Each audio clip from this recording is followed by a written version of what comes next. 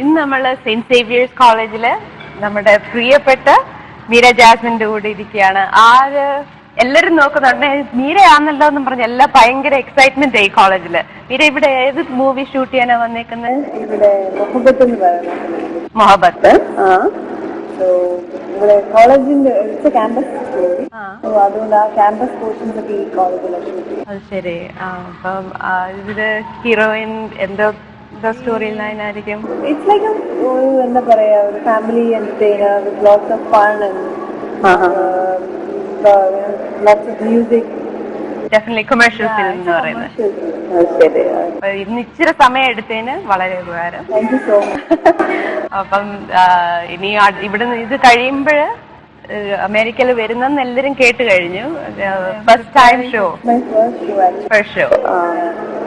പലരും ചോദിച്ചു ഇത് മീര ജാസ്മിൻ വരുമോ, റിയലി വരുന്നുണ്ടോ, ഇൻട്രസ്റ്റ് ഉണ്ടോ എന്നൊക്കെ ചോദിച്ചു കേട്ടോ. ആദ്യം കുറെ നാളായിട്ട് ഞാൻ ഈ ഫിലിം ഫീൽഡിൽ വന്നേ പിന്നെ കുറെ ലൈക്ക് തെലുഗു, തമിഴ്, മലയാളം ഇവിടെ നിന്നൊക്കെ എന്നെ സ്റ്റേജ് ഷോയിൽ ചോദിച്ചിട്ടുണ്ട്. പക്ഷെ ഇതുവരെ ഞാൻ അങ്ങനെ പോയിട്ടില്ല. എനിക്ക് അത്ര ഒരു ഐ ഓൾവേസ് തിങ്ക് ദാറ്റ് എനിക്ക് എപ്പോഴും ഡൗട്ട് ആയിരുന്നു, mean whether I be able to make it or not, അല്ലെങ്കിൽ ഒരു എന്താ പറയാ അത്ര ഒരു വലിയ താല്പര്യം ഞാൻ കാണിച്ചില്ല.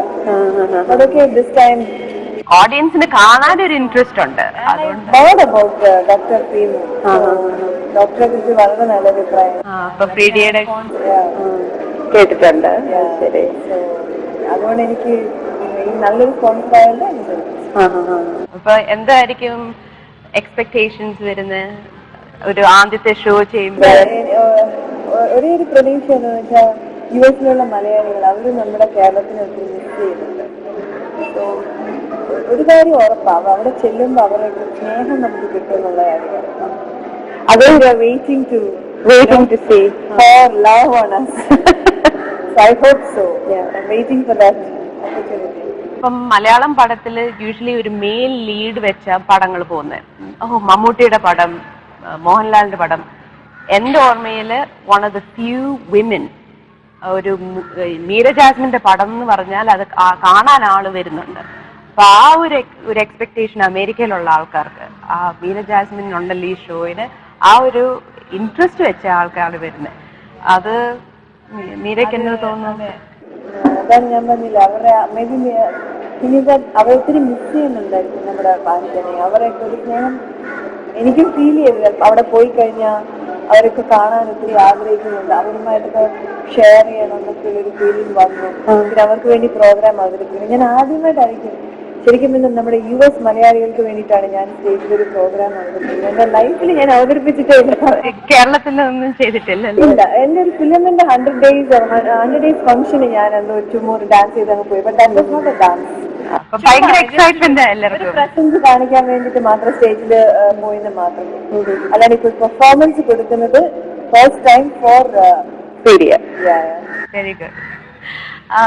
ഇപ്പൊ ആൾക്കാർ മീര ജാസ്മിൻ അറിയുന്നത് യു പിക്ക് വെരി ഗുഡ് റോൾസ്, നല്ല സ്ട്രോങ് ക്യാരക്ടേഴ്സിനെ എടുക്കുന്നത്. ഒരു സ്ത്രീയിൽ 7 സ്ത്രീകളുണ്ടെന്ന് പറയുന്നത് കേട്ടിട്ടുണ്ട്. ആ ഒരു ഇത് വെച്ച് നോക്കുമ്പം ഏത് ക്യാരക്ടർ ഏറ്റവും കൂടുതൽ മീരയുടെ കൂട്ടുള്ളത്, ഇത്രയും നാളും ചെയ്തിട്ടുള്ളത്? ഒരേ കടൽ ആണോ? പിന്നെ Kasthooriman. Favourites and most like you personality, some elements. എല്ലാ കഥാപാത്രങ്ങളുടെയും ഒരു അംശം നമ്മളുടെ ഉള്ളിലുണ്ട്. അല്ലെങ്കിൽ തന്നെ ഒരു നമ്മളുടെ ഉള്ളിൽ എല്ലാത്തിന്റെ അംശം ഉണ്ട്. ഏത് ഡോമിനേറ്റ് ചെയ്യുന്നുള്ളതാണ് നമ്മുടെ കഥാപാത്രം. അത് എടുത്തു വരുന്ന ഒരു ക്യാരക്ടറിസ്റ്റിക് ഉണ്ടായിരിക്കാം, അതായിരിക്കും നമ്മൾ. Everything is there in us. ഈ പടങ്ങളൊക്കെ കാണുമ്പോൾ എല്ലാവർക്കും ഫീൽ ചെയ്യുന്നത് അവർക്ക്. ഇപ്പൊ ഞാനൊരു പടം ചെയ്തെന്ന് പറഞ്ഞിട്ട് ഇവർക്കൊന്നും ഫീൽ ചെയ്യേണ്ട ആവശ്യമില്ല.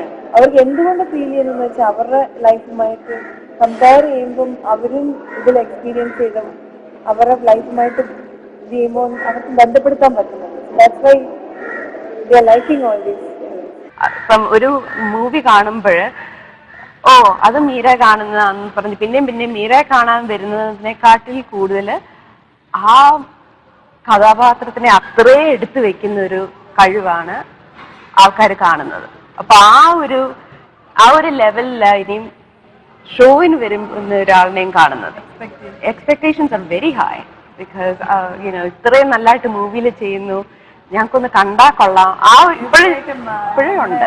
എന്നെ ഇഷ്ടപ്പെടുന്ന മലയാളം ആർട്ടിസ്റ്റുകളെ ഇഷ്ടപ്പെടുന്ന നമ്മുടെ പ്രിയപ്പെട്ട US എല്ലാ മലയാളികളുടെ ആ ഒരു എക്സ്പെക്ടേഷൻസ് ഒരിക്കലും തകർക്കാൻ ഞാൻ ഒരിക്കലും ആഗ്രഹിക്കുന്നില്ല. അവർക്ക് വേണ്ടിയിട്ട് ഞാൻ I try to do my level best. എനിക്ക് കാരണം അവർ കാണാൻ ആഗ്രഹിക്കുന്നു, അവർ നല്ല പ്രോഗ്രാംസ് കാണാൻ ആഗ്രഹിക്കുന്നു. മാക്സിമം നമ്മൾ നല്ലൊരു ഇതുമായിട്ട് എല്ലാവർക്കും മനസ്സിന് കുളിർമയേകുന്ന ഒരു പ്രോഗ്രാം ചെയ്യാനാണ് ആഗ്രഹിക്കുന്നത്. ഓവറോൾ ഒരു നല്ല ഇതില് എക്സ്പെക്ടേഷൻസ് വരുന്നത്. ഇപ്പൊ മീര ജാസ്മിൻ വരുമ്പോൾ എനിക്കൊന്ന് കണ്ടാ കൊള്ളാം. ആൾക്കാർ ഇപ്പം അവരുടെ എക്സ്പെക്ടേഷൻ അവർ ഓൾറെഡി ഇഷ്ടപ്പെടുന്നു എന്നുള്ള ഇതില് അവർ കാണാൻ വരുന്നത്, അല്ലാതെ ഒരു ക്രിട്ടിക്കൽ വിധത്തിലല്ല വരുന്നത്. So that I think really helps your image like in America. അവർ വരുമ്പോഴേ ഇന്നാര് വരുന്നു, അതൊരു നല്ല വിധത്തിലാണ് അവർ കാണുന്നത്. സോ അത് ഓൾറെഡി ഉണ്ടെന്നുള്ളതാണ്. അതുകൊണ്ട് അതൊരു നമുക്ക് തന്നെ ഒരു പ്രചോദനമാണ്. നന്നായിട്ട് എന്താ പറയാ ചെയ്യാനും ഒക്കെ ഒരു നല്ലൊരു. ഇപ്പൊ ഷോയിൽ ഡാൻസ് ചെയ്യുന്നുണ്ട്, വേറെ സ്കിറ്റായിട്ട് ചെയ്യുന്നുണ്ട്. ഞങ്ങളൊരു സുരാജിന്റെ ടീമൊക്കെ വരുന്നു, ഞങ്ങൾ എല്ലാവരും ചേർന്നിട്ട് ഒരു സ്കിറ്റ് അതിലുണ്ട്. പിന്നെ ഡാൻസ് ഓഫ് കോഴ്സ്, ബിക്കോസ് ഡാൻസിൽ എപ്പോഴും എല്ലാവരും പ്രതീക്ഷിക്കുക. പിന്നെ audience will expect you to say something to them. Definitely.